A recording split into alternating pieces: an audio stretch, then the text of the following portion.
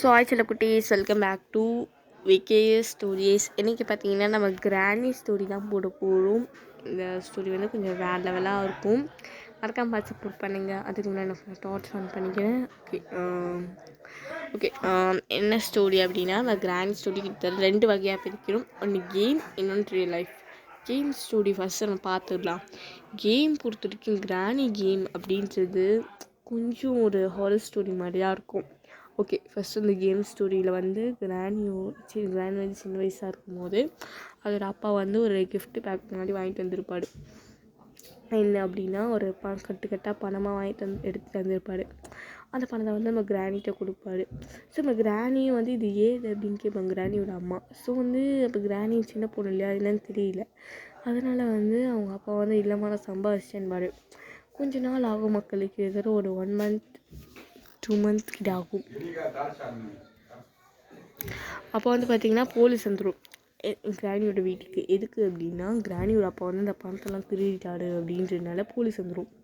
So அதனால் வந்து நம்ம கிராணி வந்து அவங்க சின்ன பொண்ணுன்றதுனால எதுவுமே தடுக்க முடியல நம்ம கிராணியால். ஸோ வந்து அது மட்டும் இல்லாமல் என்ன சொல்கிறது, நம்ம கிராணி வந்து அவங்களெலாம் வந்து பழி வாங்கணும் அப்படின்றதுனால அவங்க ஒரு முடிவு எடுக்கிறாங்க மக்களே.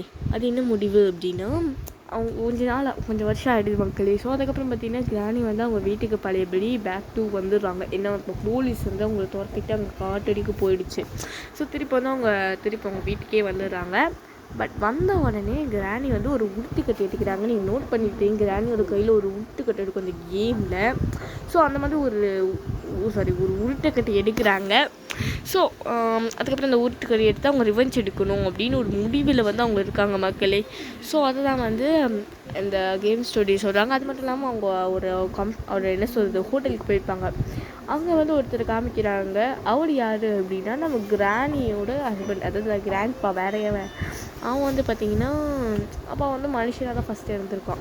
ஸோ அப்போ மனுஷனாக இருந்தப்போ வந்து என்ன ஆகிருக்கு அப்படின்னா, நம்ம கிராணிக்கும் அவனுக்கு கொஞ்சம் லவ் வந்திருக்கு. ஸோ குழந்தையும் பிறந்துருச்சு, கல்யாணம் பண்ணி குழந்தையும் பிறந்துருச்சு. அவங்களோட குழந்தை வந்து ஏஞ்சலினா. ஸோ ஏஞ்சலினாக்கும் ஸ்லெண்டர்மேனுக்கும் கல்யாணம் பண்ணிக்கிறாங்க. ஸோ அவங்களுக்கு ஒரு குழந்தை பிறகுது, அது வந்து ஸ்லெண்டினா. ஸோ ஐ திங்க் கொஞ்சம் ஹாப்பியாக போகுது கிராணி லைஃப். இது நான் கேம் ஸ்டோரி சொல்கிறேன், ரியல் லைஃப் ஸ்டோரி இன்னும் இருக்குது.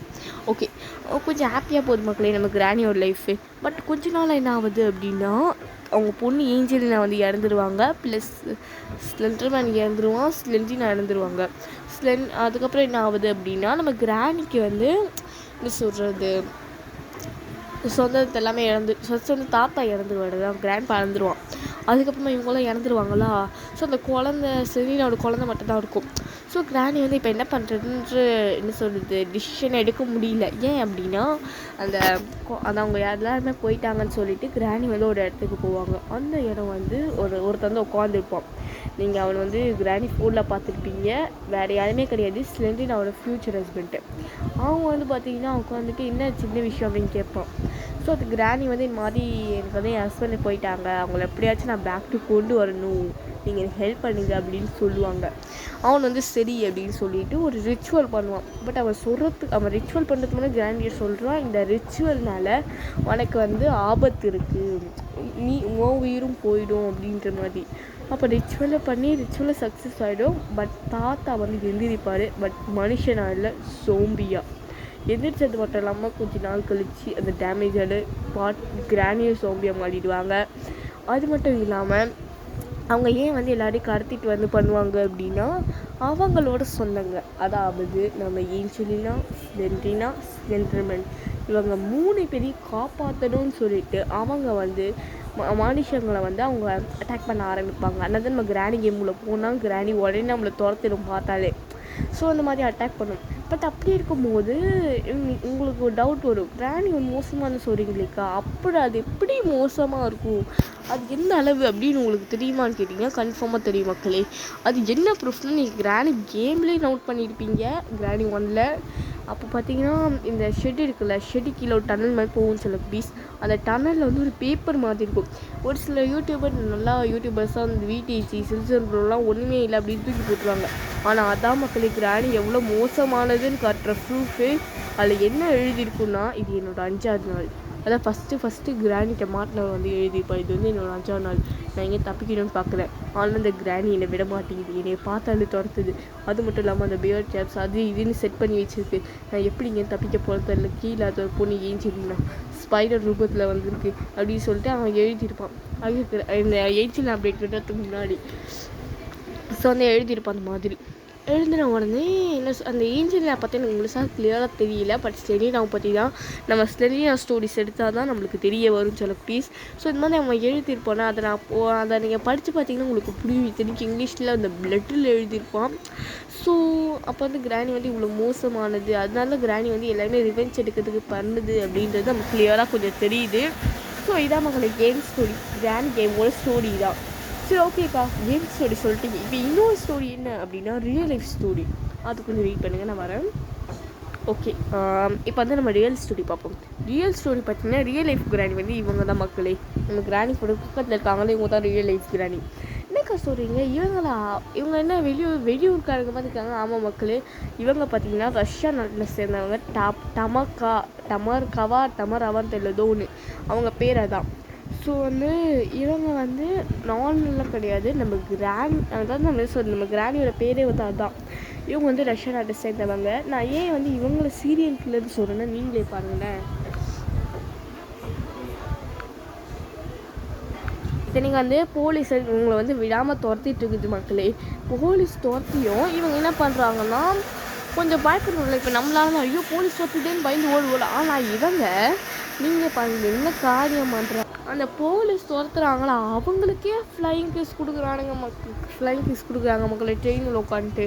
எனக்கு சத்தியமாக புரியவே இல்லை. அதை பாவீங்களா போய் இப்படியாடா பண்ணுவீங்க அப்படின்ற மாதிரி தான் நான் யோசித்தேன். ஸோ வந்து அப்போ அவங்க ஏன் என்ன பண்ணுறாங்க அப்படின்றது நம்ம இன்னும் கொஞ்சம் கிளியராக பார்ப்போம்.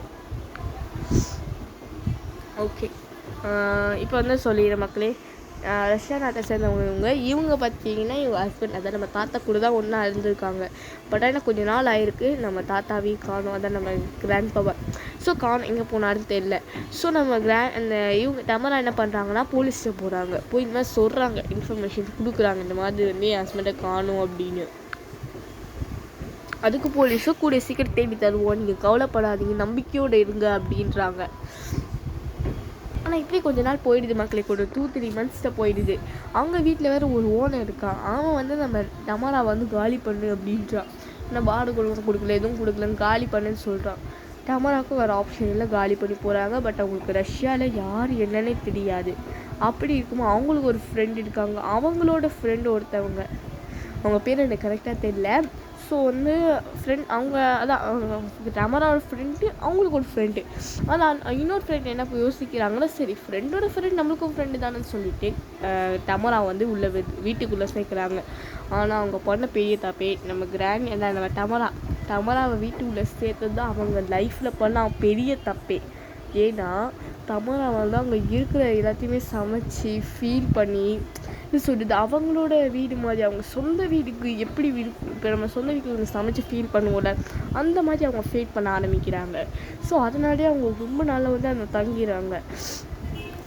இப்போ இந்த ஒரு தெரிஞ்ச கெஸ்ட்டாக இருந்தாலும் 1 நாள் 2 நாள் தங்கினா நம்மளால் பொறுத்துக்க முடியல மக்களே. பட் நிறைய நாள் தங்கினா பொறுத்துக்க முடியுமா? கண்டிப்பாக வாய்ப்பே இல்லை. அதே மாதிரி தான் இங்கேயும் நடக்குது. அவங்க பார்த்தீங்கன்னா டமராவை பிடிச்சி கத்துறாங்க, இன்னும் அவன் முடியல, வீட்டை விட்டு காலி பண்ண மாட்டேன் அப்படின்னு கேட்குறாங்க. பட் அங்கே டமராவும் வந்து ரொம்ப ஒரு மாதிரி கோபமாக தான் பார்க்குறாங்க. அங்கேருந்து கிளம்பிட்டு அங்கே மெடிக்கல் ஷாப் போகிறாங்க. அங்கே பார்த்தீங்கன்னா ஒரு பாய்சன் டேப்லெட்டை வாங்கி இவங்க சாப்பிட்ற சாப்பாடில் கலந்து கொண்டு போய் கொடுக்குறாங்க. இவங்களும் நல்ல எண்ணத்தோடு அது சாப்பிட்டுறாங்க. பட் அவங்க சாப்பிட்ட உடனே அவங்க மயக்க போட்டு விழுந்துடுறாங்க. நம்மளாம் என்ன பண்ணுறாங்கன்னா ஒரு கோணி பையில் வந்து இவங்களை கட்டி அந்த வீட்டிலே வச்சுருந்தாங்க, அந்த பாத்ரூமில் வச்ச உடனே கொஞ்ச நாள் ஆகுது மக்களே. ஸோ கொஞ்ச நாள் ஆன உடனே அங்கே தெருவில் இருக்கவங்களுக்கு ஒரு மாதிரி ஸ்மெல் அடிக்குது, ஏதோ ஒரு துர்நாற்றம் அடிக்குது. என்னடா நாற்று அடிக்குது அப்படின்னு சொல்லிட்டு போலீஸையும் வர வைக்கிறாங்க. போலீஸ் வந்து இன்வெஸ்டிகேட் பண்ணி பார்க்குறாங்க. இன்வெஸ்டிகேட் பண்ணால் அங்கே வந்து ஒரு டைரி இருக்குது. அந்த டைரியில் இந்த டமரா தான் எழுதியிருக்காங்க அந்த டைரியை. அது மட்டும் இல்லாமல் டமராவையும் போலீஸோட ஃபைனாக பிடிச்சிறாங்க. அப்படி பிடிச்சி கூட டமராட்ட வந்து அவங்க கேட்குறாங்க, நீ கொலை பண்ணியா அப்படின்னு கேட்குறாங்க. அதுக்கு டமராவும் ஆமாம் நான் கொலை பண்ணேன், ஆனால் நான் ஒரு கொலை பண்ணல 2 கொலை பண்ணேன் அப்படின்றாங்க. இதை கேட்கும் போது உங்களுக்கு பக்குன்னு இருக்கும், எனக்கும் பக்குன்னு இருக்கும். என்னடா இது 2 கொலை பண்ணாங்களா, ஒருத்தவங்க தானே அப்படின்ற மாதிரி நம்ம யோசிப்போம்.